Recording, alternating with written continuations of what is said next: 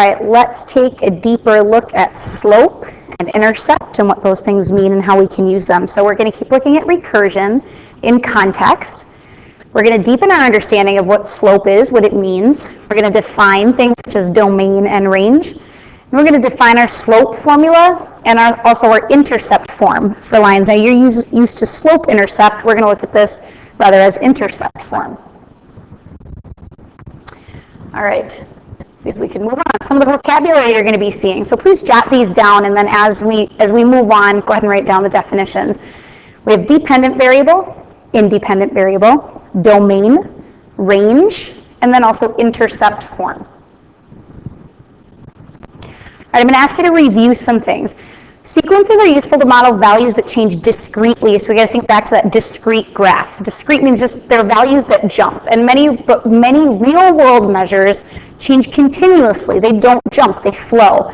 So again, discrete, if you think back, is like a set of points that are not connected. That's going to be a discrete graph. Like if I think of, okay, the number of tickets, so this is ticket price, this is the number of tickets compared to the total price of the tickets, right? So if I buy 3 tickets, it costs a certain price. I can't buy 3.5 tickets, so those points jump from point to point. Continuous graphs, however, are going to flow. So I'm going to have a set of points, and those are going to be connected, right? So that's a continuous graph. For example, traveling at a certain speed. When I travel and I'm going 60 miles an hour, I can choose any hour. So if this represents hours, my x-axis, and my y-axis represents distance, there can be points in between. I can have 1 hour, I can do 1.5 hours, I can do 1 3/4 hours. So for example, so these points don't jump from point to point. Any point along this line is going to work in this particular situation. So I can choose any point, and that makes sense for traveling. All right, so intercept form. This is going to be your first vocab. Intercept form of a line is going to be a plus bx. Right, now this is intercept form. You know slope intercept, y equals mx plus b. In slope intercept form, m is our slope. In intercept form, b is our slope. So I know this gets a little confusing because in slope intercept form, b is our y-intercept. Well, in intercept form, a is our y-intercept. So I know these variables can get a little bit confusing. So start value in intercept form is a, right? And b is our slope, okay? All right, moving on. Suppose you are taking a long trip in your car, 5 p.m. You notice that the odometer reads 45,623 miles, and at 9 p.m. you notice it reads 45,831. You find your average speed during that time by dividing the difference in distance by the difference in time. So let me go back a second. You're finding your speed. Speed is just a particular rate of change, right? And a rate of change you can also refer to as slope, right? Speed is a rate of change, which is a slope. So this right here is just simply slope formula. I'm subtracting my y values, and I'm dividing that by the difference of my x values. So if you look at this as 2 sets of points, I have, what was the first one? 45,623, comma, so there's my first, oh, I have that the wrong way around, don't I? That's actually my y value. And then my x value, let's see, was 5 hours. So I have 5 hours. So there's my first point, or x sub 1 and y sub 1. And then I had hours first, 9 hours for my x sub 2, and I have 45,831 for my y sub 2. So I'm just using slope formula. That's all this is, slope formula. Okay, so I found a slope of 52 miles per hour by doing those calculations, right? So I can also write that as 52 per 1. If I'm thinking this of rise over run, it's just going to be 52 is my rise and 1 is my run. So 52 miles per 1 hour, or up 52 over 1, right? That's the way we think of slope. If you graph that as points in time and distance, again, time was x and distance is y, the slope of the line containing those 2 points is 52 over 1. Again, that's just our speed. Speed is a rate of change. So you can see that right here. We have the change in our y values, or rise, over the change in our x values, or run. Sorry, I meant to say run there, not for. So there's just another look at slope and how we would use slope in a real world context. Speed is a slope or a rate of change. Okay, so let's take a look at a little bit more. Oops, let's do that one more time. All right, so this is just a review of slope formula. I'm going to subtract my y values. I'm going to subtract my x values in the denominator, and there's my slope, right? Can you turn it around and say y sub 1 minus y sub 2? You can, as long as you do x sub 1 minus x sub 2, and keep in mind your positives and negatives. All right, 2 things to remember. The slope will be the same for any 2 points. So when you have a straight line on a graph, no matter which 2 points you choose, I could choose that one and that one. I could choose this one and this one. Your slope is going to be the same. Another thing, 2 points on a line can have the same y value. If you have 2 points on a line with the same y value, so let's say I have same y value, right? Different x value, same y value. Well, if I draw a line through those points, what does that mean? Well, that's supposed to be a straight line. If I draw a line through those 2 points, that means I have a slope of 0. Horizontal line goes through the y-axis, and I have a slope of 0. All right, so horizontal line, slope of 0. Like you're driving along the road, there's no incline up, there's no incline down, there's 0 slope, right? On the other hand, if I have multiple x values on a line, or sorry, the same x values along one line, right? So x is always 2. If it's always 2, x is 2, x is 2, x is 2, that's going to be a vertical line, and my slope is, what is it this time? Undefined, right? It means I'm going to have a denominator of 0, right? Because my run is 0. I'm not going over at all. So if my denominator is 0, my slope is undefined. Think of it as you're driving along the road and you come to a hill. The hill goes straight up in the air. Can you drive up that road? No, your car will flip over. It's impossible. That is an undefined slope. All right, so again, slope is often represented by m. That's what you're used to. However, in intercept form, it's going to be a plus bx. So b is your slope, a is your intercept. All right, moving on. Oops, we're going to move on from here. All right, one more example. Darren's car gets 20 miles per gallon of gas. He starts out with a full tank, 16.4 gallons, and as he drives, he watches the gas gauge to see how much gas he has left. I want to know what my independent and dependent variables are. I want to state a domain and range. I want to write a linear equation, and I want to see how much gas he's going to have left and how far he can travel. Let's go back for a second. We have a couple of things to define here. All right. So a few more things before we do our example. So if I have a graph where I have points that are not exactly in a straight line, so I have points kind of all over, how do I define that slope? If I want to define that slope, it's got kind of different slopes all over the place, right? But if I want to use one slope, I'm going to pick 2 points that are far apart from each other to get an accurate slope, otherwise there's going to be some error.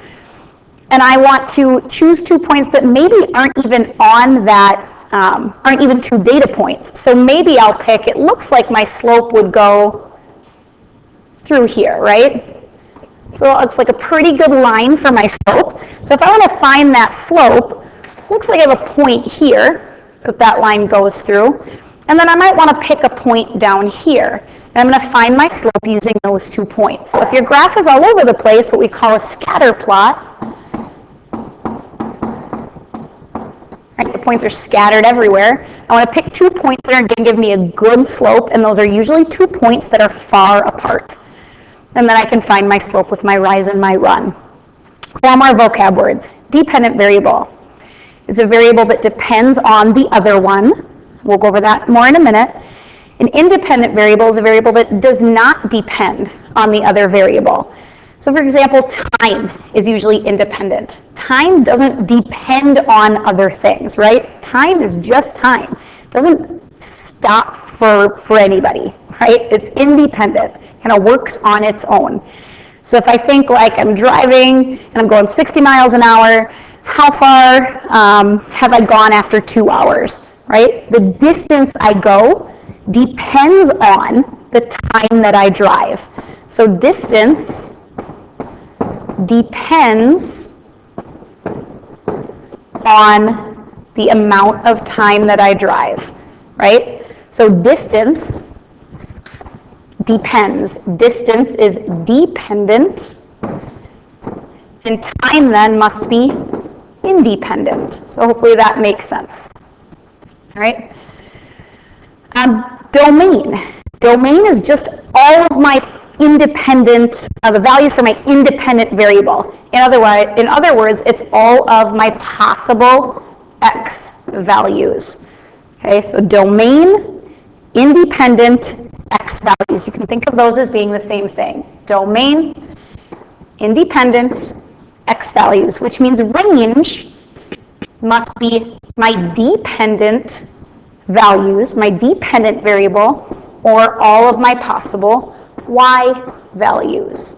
Okay, so those 3 things you can think of as being the same. Range, dependent variable, and y values.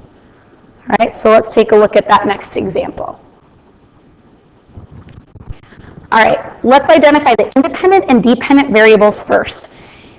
20 miles per gallon of gas starts out with this full tank, 16.4 gallons. And as he drives, he watches the gauge to see how much gas he has left. So what are my 2 variables to begin with? So if I think about what my 2 variables are, I have, looks like miles, right? That's one of my variables. And then I have gallons of gas. So it's a amount of gas, or gallons of gas. Which one depends on the other? Does the number of miles you drive depend on the amount of gas, or does the amount of gas you have left in your car depend on the number of miles you've driven? To me, that second statement seems to make the most sense. The amount of gas left in your car is going to depend on, so amount of gas depends on the miles that you drive, right? You have less gas as you continue driving. All right, let's think about then a domain and range for these variables. So domain, again, is all my possible x values for my independent variable, and range, again, is all my possible y values for my dependent variable. So if I think about my domain of independent variable, that's going to be my miles, right? So how many miles can he possibly go? What is that range? Well, he could go 0 miles, right? So I'm going to have x in the middle. 0 is going to be my minimum. He can go 0 miles. Well, how far can he go after that? He's got 16.4 gallons of gas. So if I do 16.4 and I multiply that by 20 miles per gallon, So he's got 16.4 gallons, and he can go 20 miles on each one of those. Then I'm going to end up with 300, a possible 328 miles. So my domain is going to be between, so greater than, or equal to 0 miles, and he can go then up to 328 miles. So he's going to go between 0 and a possible 328 miles on 16.4 gallons.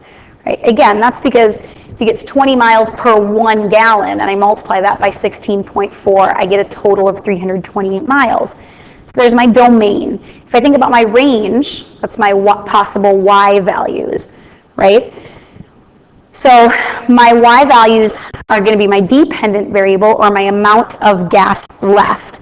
So pause the video for a second and think about what those values might be.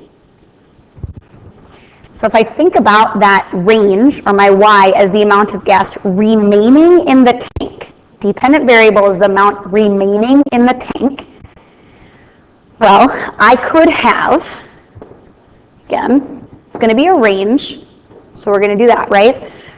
So what's the minimum amount of gas I could have in my tank? Well, I could have 0 gallons. My tank could be empty, right? I can't go below that. I could have 0 gallons. What's the most I can have in my tank? Well, it looks like a full tank is 16.4 gallons. So my dependent variable, or my range, is going to be between 0 gallons and 16.4 gallons. Let's write an equation in intercept form to model that. Remember, intercept form, y equals a plus bx, where b is our slope, right? Slope is a rate of change. A rate of change, a rate of change, a rate of change. Remember that. If we think of slope as being rise over run, right? Rise is going to be my y's, run is going to be my x's. In this case, my y values is the amount of gas left, right? Right here. Y, or range, is the amount of gas left. So if I think about my rise, and I think about the amount of gas on 1 gallon of gas, right? Rises, or Y's are gallons of gas. So for 1 gallon of gas, I can go how many miles? Miles is my x values. Okay? So again, y and x. So rise is y, run is x. So out of 1 gallon of gas, I can go 20 miles. So my slope is actually 1/20th, or 0.05, right?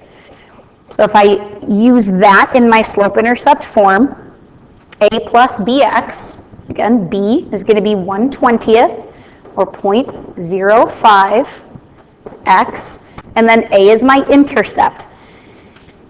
So what is my y-intercept? Again, y, amount of gas. So what is my total amount of gas? Where am I starting my tank at? Well, I'm starting with a full tank, right? So if my start value is a full tank of gas, that's going to be 16.4 gallons, right? So in intercept form, 16.4 gallons. Oh, should this be a plus or a minus? I'm losing 0.05 gallons of gas as I go, right? So this is actually a negative slope. So 16.4 gallons minus 1/20th of a minus 1 over 20, or 0.05 gallons per mile. Okay? 2 more quick pieces. How much gas will be left after he drives 175 miles? This is miles.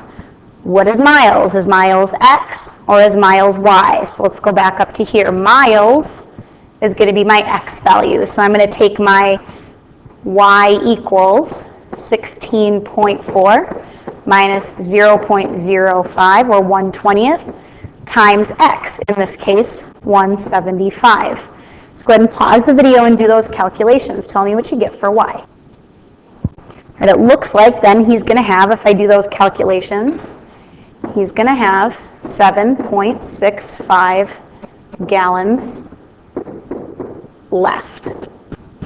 So how far can he travel before he has less than 2 gallons remaining? So now we're looking for, let's see, we have 2 gallons remaining, and gallons of gas left is my dependent variable. So this time, I'm going to go and I'm going to substitute 2 for y. Again, because that's my y values. Gas remaining is my y or my range. So now I'm going to substitute that for y minus 0.05 times, whoops, I was about to put the 175 in there, times x. And I'm going to solve that equation for x. So pause and go ahead and do that. And if I solve that correctly for x by subtracting 16.4 and then dividing by negative 0.05, I'm going to get x equals 288. So he can travel 288 miles before he has less than 2 gallons remaining. After that, he's going to have less than 2 gallons.